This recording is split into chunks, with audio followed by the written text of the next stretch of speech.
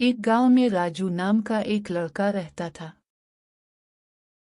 राजू अपने गांव के जमींदार हाशिम का नौकर था। पिछले साल हाशिम को बाग से कोई फायदा नहीं हुआ था, तो इस साल उन्होंने राजू को बागीचे की जिम्मेदारी दे दी। राजू ने बागीचे में बहुत मेहनत की। इसके बाद बहुत सारे फल लगे, जिसे देखकर राजू बहुत खुश हुआ। जब फल पक गए तो राजू ने एक फल तोड़कर खाया तो फल का कोई जायका नहीं था, तो राजू बहुत परेशान हुआ। हाशिम को इस साल भी कोई फायदा नहीं हुआ। अगले साल फिर यही हुआ। दरख्तों पर फल तो लगा, लेकिन फल में जायका नहीं था। तो हाशिम को बहुत गुस्सा आया है, तो उसने राजू को तनख्वाह दिए बगैर नौकरी से निकाल दिया। राजू अपना गांव छोड़कर दूसरे गांव में चला गया और अंधेरा होने से पहले ही दूसरे गांव पहुंच गया। इसे बहुत भूख लगी होती है। वो एक घर के दरवाजे पर दस्तक देता है। अंदर से एक बूढ़ी औरत निकलती है। तो राजू कहता है, माँ जी मुझे बहुत भूख लगी है, मुझे खाने मिलेगा।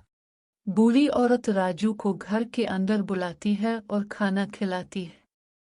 जब राजू खाना खा रहा होता है तो बूढ़ी औरत कहती है, बेटा तुम्हारे हाथ और पाँव तो बिल्कुल ठीक है, तुम मांग क्यों रहे हो? तो राजू ने सारी बात बूढ़ी औरत को बताई। तो बूढ़ी औरत कहती है, अगर तुम बागीचे में ही काम करना चाहते हो तो मेरा भी एक छोटा सा बागीचा है जो काफी सालों से बेकार पड़ा है, तो तुम वहाँ काम कर लो। सारे फलों का चौथा हिस्सा तुम्हारे, बोलो मंजूर है?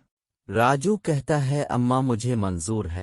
तो बूढ़ी औरत ने राजू को अपना बागीचा दिखाया और राजू खुशी खुशी काम करने लगा।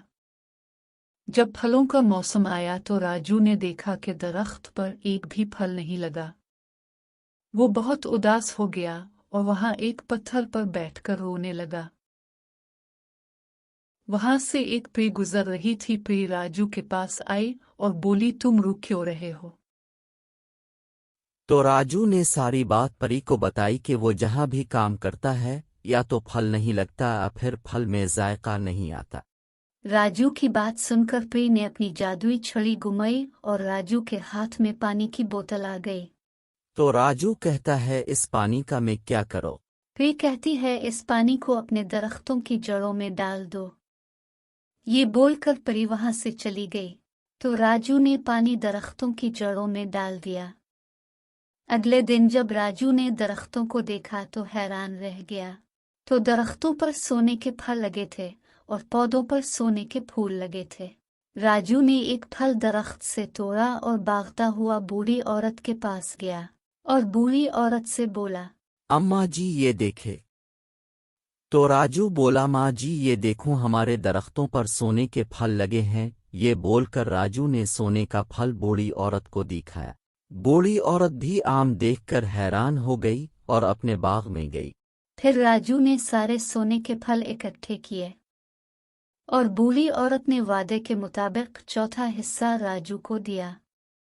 राजू ने उन पैसों से अपना घर और जमीन ली और जमीन पर अपने फल उगाने लगा।